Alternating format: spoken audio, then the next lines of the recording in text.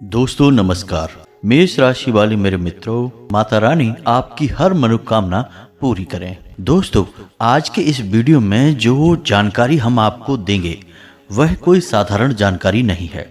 कारण इसका यह है कि यह जानकारी आपको आने वाले बहुत बड़े खतरों से और मुसीबतों से बचा सकती है। आज हम आपको आपकी जिंदगी से जुड़े एक ऐसे खतरे के बारे में सचेत करेंगे जिसके बारे में शायद आपको अंदाजा भी नहीं है। आज हम आपको एक ऐसे इंसान के बारे में बताएंगे जो पिछले जन्म से ही आपके पीछे पड़ा हुआ है और इस जन्म में भी वह आपके साथ है, आपके आसपास ही है और आपको समय समय पर चोट पहुंचाता रहता है, परेशानी में डालता रहता है। अब समस्या यह है कि इसकी आपसे शत्रुता इस जन्म की नहीं है, पिछले जन्म की है। तो यह चाहकर भी आपका भला नहीं कर पाएगा, क्योंकि कर्म का विधान यह कहता है कि यह केवल और केवल आपसे शत्रुता निभाने के लिए ही इस संसार में आया है। तो अब ऐसे में यह आपके साथ रहकर भी हमेशा और हमेशा आपका नुकसान ही करेगा, कभी कभी तो आपको भयंकर परेशानियों में भी फंसा देगा। तो अब आपके मन में यह प्रश्न अवश्य उठ रहा होगा कि ऐसा कौन सा इंसान है जो पिछले जन्म से आपके पीछे पड़ा है और हम इस विषय में कैसे जानते हैं। तो दोस्तों, हम आपको बता दें कि आपकी राशि में केतु की स्थिति को देखकर यह आसानी से बताया जा सकता है कि पिछले जन्म के रिश्ते नाते इस जन्म में आपके साथ हैं या नहीं हैं, और हैं तो किस स्थिति में हैं। तो अब आप ऐसा समझिए कि आपकी राशि अब इस ओर इशारा कर रही है कि आपका पिछले जन्म का शत्रु जो आपके पीछे पड़ा है, लंबे समय से आपके लिए साजिशें बुन रहा है और आपको एक गहरी चोट पहुंचाना चाहता है। दोस्तों, हम आपको बता दें कि इस शत्रु के 3 नाम हैं। तो ना केवल आपको इस शत्रु के बारे में पूरी विस्तार से जानकारी प्राप्त होगी, साथ ही साथ आपको यह भी पता चलेगा कि इसने कहां कहां और कैसे आपको नुकसान पहुंचाया है और अब भविष्य में आप इससे कैसे बच सकते हैं। दोस्तों, यकीन मानिए कि हम ना केवल ज्योतिषीय आकलन पर निर्भर रहते हैं, बल्कि माता रानी की कृपा से अपनी अनुभूतियों के आधार पर भी आपको सतर्क करने की कोशिश करते हैं। कम से कम माता रानी ने हमें इतना आशीर्वाद तो दे ही दिया है कि हम चीजों को महसूस तो कर ही सकते हैं। तो ऐसे में आप हमारे शब्दों को और हमारे प्रयासों को बिल्कुल ही विफल ना होने दें, हमारी बातों पर यकीन करें और इस वीडियो को पूरा देखें। और जो बातें हम आपको आगे वीडियो में बताने जा रहे हैं, उन बातों पर गहराई से विचार करें, उन्हें अपने जीवन में उतारने की कोशिश करें। दोस्तों, हम आपको एक बात का यकीन दिला देते हैं कि आप यदि विश्वास बनाकर रखेंगे तो हम तो प्रयास कर ही रहे हैं, माता रानी भी आपके लिए अपनी दया दृष्टि आपकी ओर करेंगी और आपके जीवन में सुख की और खुशियों की नदियां बहने लगेंगी। बस जरूरत है तो आपके विश्वास की। जी हाँ दोस्तों, आप विश्वास करेंगे तो ही यह सब होगा। तो बस थोड़ा सा समय निकालिए और पूरे धैर्य के साथ इस वीडियो को देखना। दोस्तों, इस वीडियो को आपको ठंडे दिमाग से देखना है। जो बातें हम आपको बता रहे हैं, उन बातों के बारे में किसी से कोई चर्चा नहीं करनी है, क्योंकि कुछ बातें आपके दिल से जुड़ी हुई हैं, आपके छुपे हुए रहस्य हैं, राज हैं। आपकी कमी यह है कि आप अपने दिल में कोई राज रख नहीं पाते हैं, अपनी बातों को किसी न किसी के साथ शेयर अवश्य कर देते हैं। कभी कभी तो आप इस वजह से मुसीबतों में फंस जाते हैं कि आपने अपने दिल की छुपी हुई बात किसी से शेयर कर दी थी। तो कृपया कर इस बार आप ऐसा ना करें, बस सुने और समझें। जी हाँ दोस्तों, कुछ ऐसा अद्भुत आपकी राशि में, आपकी कुंडली में हो रहा है। कुछ ऐसे योग बन रहे हैं जो आपको बहुत लंबे समय तक लंबी पीड़ाओं में डाल सकते हैं और आपको ऐसे ऐसे कष्ट भी दे सकते हैं जिनके बारे में आपने सपने में भी नहीं सोचा होगा। तो इन योगों के बारे में भी आपको जानना बेहद आवश्यक है। हम इसके विषय में भी आपसे बात करेंगे, कुछ ऐसे कार्य आपको बताएंगे जो आपको भूल कर भी नहीं करने होंगे। दोस्तों, यह तो सभी बताते हैं कि क्या करें और क्या ना करें, लेकिन इन बातों को गहराई से कोई नहीं समझाता है और कुछ ऐसे कार्य हैं जो पूर्ण रूप से बाधित होते हैं। उन कार्यों को करना यानी कि अपनी दुर्गति को आमंत्रित करने जैसा होता है, तो उन्हें बिल्कुल भी नहीं करना चाहिए। कोई इन विषय पर बात नहीं करना चाहता है, सब ऊपर ऊपर की बातें करते हैं। तो चलिए दोस्तों, बिना समय गवाए आज के इस महत्वपूर्ण वीडियो को प्रारंभ करते हैं। लेकिन इससे पहले आपसे एक निवेदन है कि आप पूरी भक्ति भाव के साथ माता रानी को याद करते हुए कमेंट में जय माँ भद्रकाली रक्षा करो, जय माँ भद्रकाली कृपा करो अवश्य लिखें। एक बार नहीं 3 बार लिखें। और हम आपको बता दें कि आप लोग कमेंट बॉक्स में अपने नाम और स्थान के बारे में बताते हैं, हमें यह बहुत अच्छा लगता है। और हम चाहेंगे कि जिन लोगों ने अब तक अपने नाम दिए हैं, माता रानी की सीधी कृपा उनके पास पहुंचे, माता रानी उनका उद्धार करें। हम उनके नाम से आहुतियां अपने यहाँ शनिवार वाले हवन में अवश्य ही करवा देंगे। दोस्तों, यहीं से तो प्रेम का बंधन बनता है, जब हम आपकी सेवा करने के लिए तैयार हैं और आप भी हम पर पूरा विश्वास दिखाते हैं तो बहुत अच्छा लगता है। ऐसा लगता है जैसे कि माता रानी की हमने भक्ति की है वह पूर्ण रूप से सफल हो चुकी है। जी हाँ दोस्तों, तो अब ध्यान से सुनिए, जो बातें हम आपको बताने जा रहे हैं वे आपके जीवन के लिए रामबाण साबित होंगी। सजीवनी बूटी के समान वे आपको एक नई ऊर्जा देंगी, नया जीवन देंगी। आपके जीवन में वैसे तो कई रिश्ते नाते हैं, आप सभी रिश्ते नातों को पूरे भाव के साथ सच्चे हृदय से निभाने की कोशिश करते हैं। किसी को भी आप किसी भी प्रकार से दिल से नुकसान नहीं पहुंचाना चाहते हैं, ना ही किसी का दिल दुखाना चाहते हैं। और जो आपसे प्रेम करते हैं वे आपसे बेहद प्रसन्न भी रहते हैं। लेकिन दोस्तों, आपके कुछ रिश्ते ऐसे भी हैं जो आपके दिल के बेहद ही करीब हैं। आप उनके बिना जीने के बारे में सोच भी नहीं सकती हैं और उनके लिए आप किसी भी हद तक जाने के लिए तैयार रहते हैं। लेकिन आपको जानकर आश्चर्य होगा कि उन्हीं रिश्तों में कुछ रिश्ते ऐसे भी हैं, यानी कुछ लोग ऐसे भी हैं जो आपके बारे में बिल्कुल भी अच्छा नहीं सोचते हैं। अब ऐसा नहीं है कि वे जानबूझकर आपको हानि पहुंचाना चाहते हैं, आपके जीवन को नर्क बनाना चाहते हैं।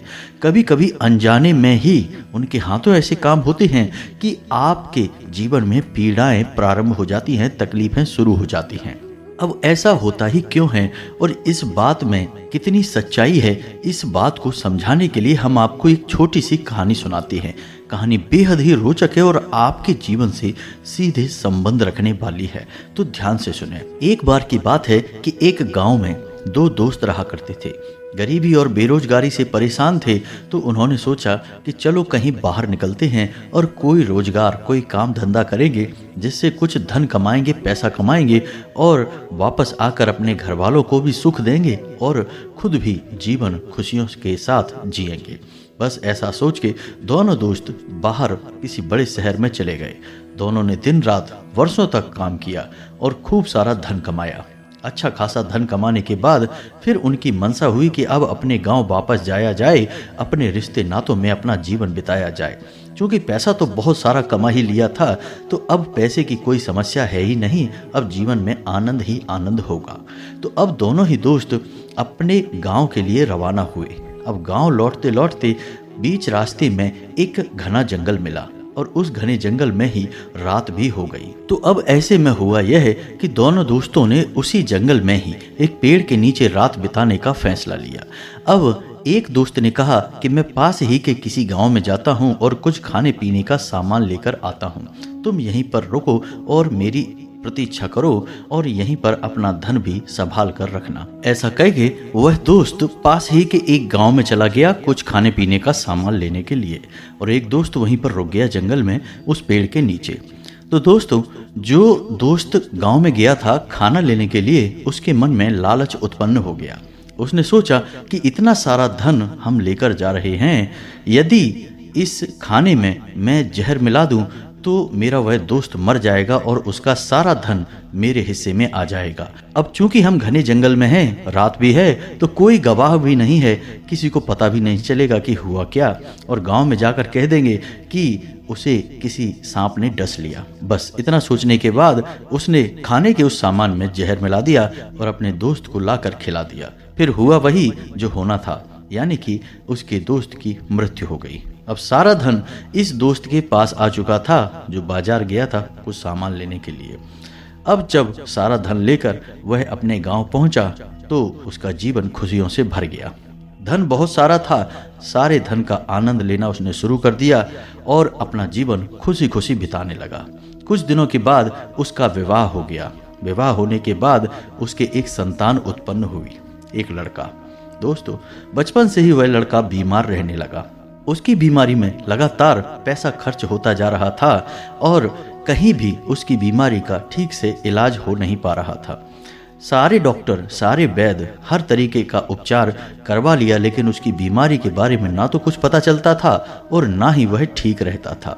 लगातार बीमार रहने के कारण उसके इलाज में काफ़ी सारा धन खर्च होने लगा।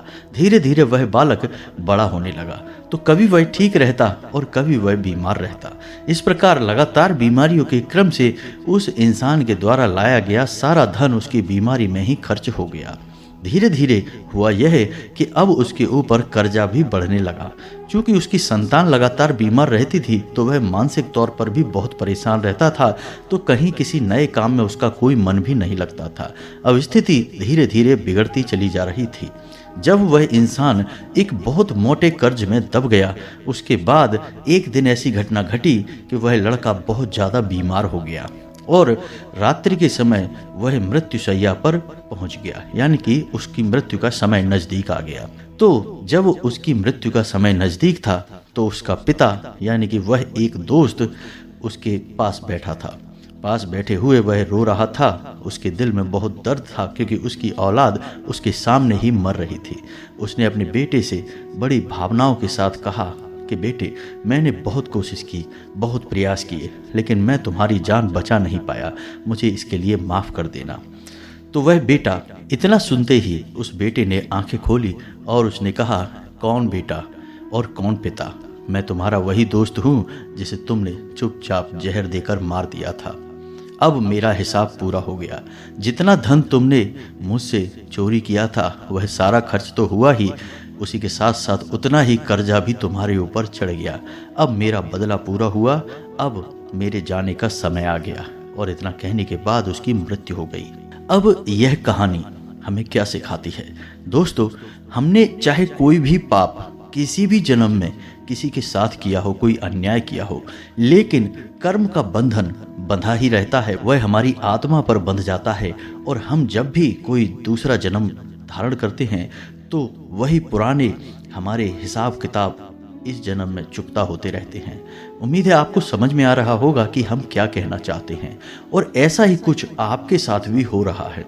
जी हाँ दोस्तों, आपके जीवन में एक ऐसा रिश्ता है जो आपसे दूर नहीं हो सकता, यानी कि आप चाहकर भी उससे दूरियां बना नहीं सकते हैं, लेकिन वह आपके जीवन में बहुत परेशानियां खड़ी करता रहता है।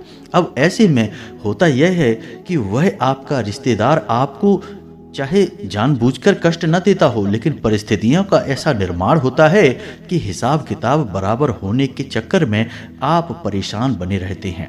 दोस्तों, यह आपका इस जन्म का नहीं, पिछले जन्म का नाता है, यानी पिछले जन्म का हिसाब किताब है। तो अब ध्यान से सुनिए, हम इस इंसान के बारे में आपको सारी बातें अब बताने जा रहे हैं विस्तार से, इसके संकेत, इसके लक्षण और इसकी आदतों के बारे में। दूसरा, हम इसके नाम के बारे में भी बताएंगे। जी हाँ दोस्तों, हम 3 नाम आपको बताएंगे। इन 3 नामों में से एक नाम निश्चित तौर पर इस इंसान का होगा, जो कि आपकी राशि कहती है, आपके ग्रह कहते हैं, हम वही बोलते हैं लाल किताब के अनुसार। तो दोस्तों, ध्यान से समझते चलिए, और आपने इन बातों को यदि ठीक से समझ लिया तो हम गारंटी देते हैं कि आपके जीवन में फिर कोई परेशानी आएगी नहीं, और यदि आएगी भी इस इंसान की वजह से तो आप उसके लिए सतर्क हो जाएंगे। जी हाँ दोस्तों, तो ध्यान से समझिए, यह एक इंसान ऐसा इंसान है जिसने आपको कई बार परेशान कर रखा है, मानसिक तौर पर भी और आर्थिक तौर पर भी यह आपको बर्बाद कर चुका है। आपका मन करता है कि आप इससे पीछा छुड़ा लें और आप इससे कहीं दूर चले जाएं या इसे ही अपने पास से दूर भगा दें, लेकिन दोस्तों, आप चाहकर भी ऐसा नहीं कर पाते हैं, क्योंकि आप भावनात्मक तौर पर दिल से इससे जुड़े हुए हैं। तो आप इससे दूरी भी बना नहीं सकते हैं, इसके बिना भी रह नहीं सकते हैं, और इसके साथ भी आप रह नहीं पा रहे हैं। जी हाँ दोस्तों, परिस्थितियां ही ऐसी बनती जा रही हैं कि आपका जीवन इसके साथ रहकर भी कष्ट में गुजर रहा है, और आप इसके बिना रहने के बारे में भी सोच नहीं पा रहे हैं। जी हाँ दोस्तों, विचार करके देखिए, बड़े ही मंथन के बाद, बड़ी ही अध्ययनों के बाद हम आपको ये सारी बातें बताने जा रहे हैं। यह इंसान आपके बनते हुए काम में रोड़े अटकाता है, आपकी हर कही हुई बात के खिलाफ जाता है, आपकी बात हमेशा काटने की कोशिश करता है। आपको ऐसा लगता है कि यह आपके विरोध में रहता है, फिर चाहे आप इससे अच्छी बात कहें या बुरी बात कहें, यह आपकी कोई भी बात नहीं मानता है।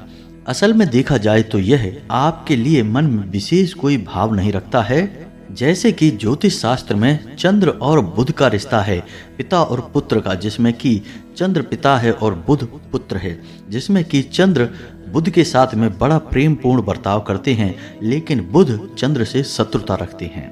यानी कि एक तरफ तो प्रेम है और दूसरी तरफ शत्रुता है। यह रिश्ता एक दोधारी तलवार की तरह होता है। तो ठीक इसी प्रकार इस इंसान से आपका रिश्ता है। यह इंसान समय समय पर आपको रुपए पैसे को लेकर भी कई बार परेशान कर चुका है, घाटा पहुंचा चुका है, आर्थिक तंगी में डाल चुका है। और दोस्तों, यह आपके अपने करीबियों में ही है, यह कोई आपका पराया नहीं है, अपना ही है। अब ध्यान से सुनिए, सबसे बड़ा इसका जो लक्षण है वो हम आपको बताने जा रहे हैं कि जब भी यह इंसान आपके पास होता है तो आप हमेशा दोहरी भावनाओं में फंस जाते हैं।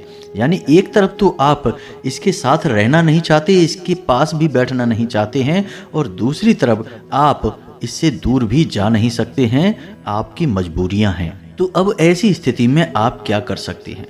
दोस्तों, आपको अपने बौद्धिक बल का प्रयोग करना होगा। यानी कि कोई भी काम बिना विचारे आपको नहीं करना है। इस इंसान पर आपको जितना हो सके उतना कम से कम निर्भर रहना है, और इस इंसान को कोई भी जिम्मेदारी वाला कार्य आपको नहीं देना है।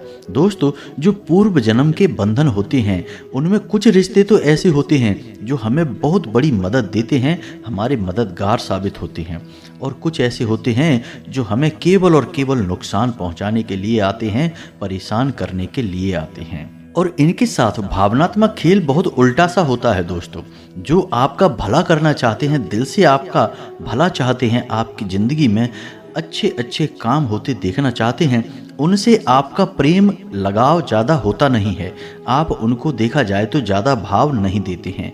लेकिन जो आपके असली शत्रु होते हैं पिछले जन्म के, उनसे ईश्वर आपका बहुत गहरा भावनात्मक जुड़ाव बना देता है।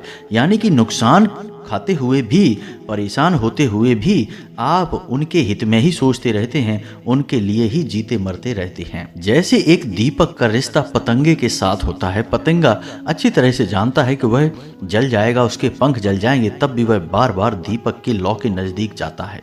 उसका प्रेम ही कुछ ऐसा है, ईश्वर ने उसे इसी प्रकार बनाया है। तो आप समझिए, और थोड़ा सा आपको कठोरता से और व्यवहारिक होकर सोचना पड़ेगा, तब आप इस तरह की परेशानी से छुटकारा पा सकते हैं। दोस्तों, अब ध्यान से सुनिए, हम इस इंसान की राशि और नाम के बारे में आपको बताने जा रहे हैं। दोस्तों, इस इंसान का नाम आ अक्षर से शुरू होता है और इसकी मेष राशि होती है। दूसरा, इसका नाम जा अक्षर से शुरू होता है और इसकी वृश्चिक राशि होती है। और तीसरा, इसका नाम सा अक्षर से शुरू होता है और इसकी कुंभ राशि होती है। जी हाँ दोस्तों, हमने 3 नाम आपको इसीलिए बताए हैं कि यह एक ही इंसान के 3 नाम भी हो सकते हैं, या फिर अलग अलग लोगों के नाम भी हो सकते हैं। फिलहाल आपकी राशि यह बताती है कि इस समय आपके जीवन में इन 3 नाम वाले लोगों का बहुत बुरा प्रभाव पड़ने वाला है। आपके लिए नई मुसीबतें खड़ी होने वाली हैं, बनते काम में रुकावटें आएंगी, परेशानियां आपको चारों तरफ से घेरेंगी। सतर्कता ही आपका बचाव रहेगा, हम पहले भी आपको कह चुके हैं, फिर से यही कह रहे हैं। और दूसरा दोस्तों, हम आपको बताएं कि आप दैवीय शक्तियों को जागृत कर लें, अपनी कुल देवी को अपने हित के लिए, अपने कुल की रक्षा के लिए जागृत कर लें, उनकी पूजा पाठ करें, विधि विधान के साथ करें, तब आपकी हर हालत में रक्षा होगी, आपका जीवन बचेगा और आपका उद्धार होगा। अब कुछ लोग ऐसे हैं जिनको अपनी कुल देवी के बारे में पता ही नहीं है, तो उनके लिए हम एक बेहद ही शक्तिशाली उपाय बता रहे हैं, जिसमें केवल 7 दिनों के अंदर आपकी कुलदेवी आपको सपनों में आकर अपने बारे में बताएंगी, संकेत देंगी, किसी न किसी माध्यम से आपको जानकारी अवश्य देंगी, और फिर आप उनका अपने घर में स्थापन करें और विशेष विधि विधान से पूजा पाठ प्रारंभ करें, तभी आपके जीवन का उद्धार है। अन्यथा आपको परेशानियों से कोई भी शक्ति बचा नहीं सकती है। जी हाँ दोस्तों, हमने पिछले वीडियो में भी कहा था कि जिन लोगों को इस उपाय के बारे में जानना है वे कमेंट करके बताएं, तो ढेर सारे कमेंट आए कि आप कुल देवी के बारे में हमें उपाय बताएं, रास्ता दिखाएं। तो ध्यान से सुनिए यह उपाय, जिसमें कि आपको हम कुल देवी के बारे में बताने जा रहे हैं कि कैसे आपको अपनी कुल देवी की जानकारी मिलेगी।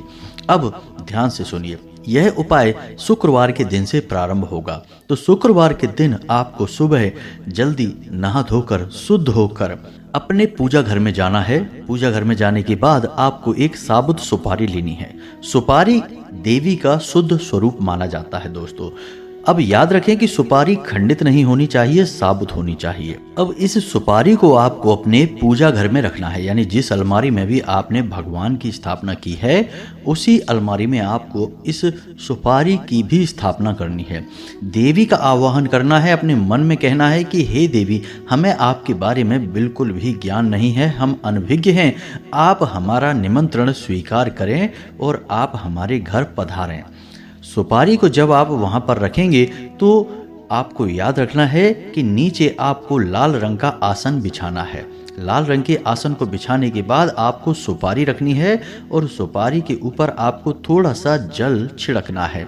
जल छिड़कते समय आपको यह ध्यान करना है कि माता, हम आपको जल समर्पित कर रहे हैं, कृपया कर ग्रहण करें। उसके बाद आपको माता को एक धागा समर्पित करना है। मौली का धागा होना चाहिए और जब आप धागा समर्पित करें तो मन में कहते जाएं कि हे माँ, हम आपको वस्त्र अर्पित कर रहे हैं, कृपा कर ग्रहण करें। इसी प्रकार सुपारी के ऊपर सिंदूर लगाकर मन में स्मरण करें कि हे माँ, हम आपको श्रृंगार अर्पित कर रहे हैं, कृपा कर ग्रहण करें। इसके बाद आपको गाय के घी का एक दीपक जलाना है। दीपक पीतल का होना चाहिए, ध्यान रखना है आपको, तांबे का, मिट्टी का या आटे का नहीं होना चाहिए।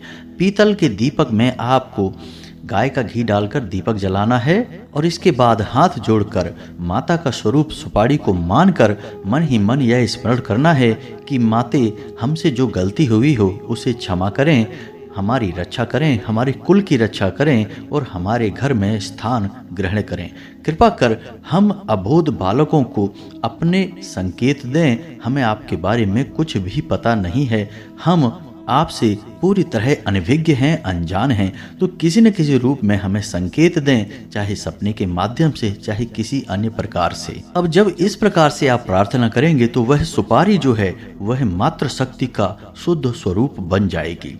अब आपको रोज सुबह शाम नहा धोकर स्वच्छता के साथ, शुद्धता के साथ इस सुपारी का कुल देवी को मानकर ही पूजन करना है और अपने घर के मुख्य दरवाजे पर, यानी कि जो दहलीज है उसके ठीक बीचों बीच आपको एक कुल देवी के नाम का ही दीपक जलाना है और दीपक की बाती का मुख बाहर की ओर कर देना है। जी हाँ दोस्तों, यह प्रक्रिया आपको 7 दिनों तक लगातार करनी होगी। सुबह शाम अखंड होनी चाहिए, बीच में एक भी बार खंडित नहीं होनी चाहिए, व्यवधान नहीं आना चाहिए। दूसरा कि इस प्रक्रिया को करते समय आपको कुछ बातों का विशेष ख्याल रखना होगा। अब चूंकि देवी मात्र शक्ति हैं तो किसी भी स्त्री का आपको भूल कर भी अपमान नहीं करना होगा। ऐसे में आपकी परीक्षाएं ली जाएंगी दोस्तों, क्योंकि देवी देवताओं की कृपा इतनी आसानी से प्राप्त नहीं हो जाती है, तो आपकी कई बार परीक्षा ली जा सकती है। यानी कि कोई स्त्री आपका अपमान करेगी, हो सकता है कि कोई ऐसा व्यक्ति हो जो आपको कष्ट पहुंचाए, आपको मानसिक तौर पर प्रताड़ित करे, तो ऐसे में आपको क्रोध भी आ सकता है। तो अपने क्रोध पर नियंत्रण रखें, महिलाओं का तो भूल कर भी अपमान ना करें, यह आपके लिए एक चुनौती होगा। क्रोध पर नियंत्रण रखना होगा, जरूरत से अधिक किसी से चर्चा ना करें, विवाद ना करें, नकारात्मक वातावरण से दूर रहें, जुआ, शराब और किसी भी अन्य प्रकार के व्यभिचार और अन्य नकारात्मक चीज़ों से दूर रहें। जी हाँ दोस्तों, जितना हो सके उतना सात्विक रहें, मन को सकारात्मक भाव से भरे रहें और जितना हो सके उतना दिन में जब भी आपको समय मिले देवी से यह प्रार्थना करें कि हे देवी, हमें रास्ता दिखाएं, अपने होने का एहसास कराएं, हमें किसी न किसी माध्यम से दर्शन दें, कुछ न कुछ संकेत दें। आप मन ही मन यह प्रार्थना करते रहें। दोस्तों, 7 दिन के अंदर अंदर देवी आपको किसी न किसी रूप में दर्शन देंगी। जहाँ तक है ऐसा देखा गया है कि अक्सर जातकों को सपने के माध्यम से देवी के दर्शन होते हैं या किसी न किसी प्रकार का संकेत प्राप्त हो जाता है। लाल किताब में इस प्रक्रिया का वर्णन मिलता है और इस प्रक्रिया के माध्यम से हजारों लोगों ने अपनी कुल देवी के बारे में, जिनके बारे में वो पूर्ण रूप से अनभिज्ञ थे, उनके बारे में पता लगाया है। और दोस्तों यकीन मानिए कि जिन जातकों ने अपनी कुल देवी का पूजन शुरू कर दिया है, उनके जीवन में ऐसे चमत्कारी और भव्य परिवर्तन आए हैं जिनके बारे में उन्होंने कभी सपने में भी नहीं सोचा था। यानी कि उन्होंने यदि यह सोचा था कि उनका काम धंधा अच्छा चले और उनका जीवन आसान हो जाए, तो आसान होने के बजाय आज उनके लाखों करोड़ों के कारोबार हो गए। किसी के ऊपर बहुत कर्जा था तो उनका कर्जा तो उतर ही गया, उल्टा उनके पास इतनी आमदनी और इतना पैसा आ गया कि अब वे अपने जीवन को भोग विलास के साथ, खुशियों के साथ जी रही हैं। और कुल देवी की महिमा के बारे में तो फिर बखान ही क्या करना, कहना ही क्या। दोस्तों आप खुद आजमाइए इस उपाय को और फिर आप इसका परिणाम क्या होता है आपके जीवन में, इसके बारे में अनुभव करिए, उसके बाद हमें कमेंट करिए। दोस्तों उम्मीद है कि जो जानकारी हमने आपको बताई है यह आपके जीवन में एक महत्वपूर्ण किरदार निभाएगी, आपके जीवन में चमत्कारी परिवर्तन लेकर आएगी। हमने बड़ी मेहनत से इस वीडियो को बनाया है, तो आप हमारा सम्मान करें, मनोबल बढ़ाएं, वीडियो को लाइक अवश्य करें, साथ ही साथ कमेंट में माता को याद करते हुए पूरे भक्ति भाव के साथ जय माँ भद्रकाली कृपा करो, जय माँ भद्रकाली रक्षा करो अवश्य लिखें। माता आपके लिए बाधाओं के हर रास्ते को तोड़ डालेंगी, सफलता के हर मार्ग को आपके लिए खोल देंगी। इसी के साथ साथ आज के इस वीडियो को विराम देते हैं, मिलते हैं अगले ज्ञानवर्धक वीडियो में। तब तक के लिए धन्यवाद। जय माता की।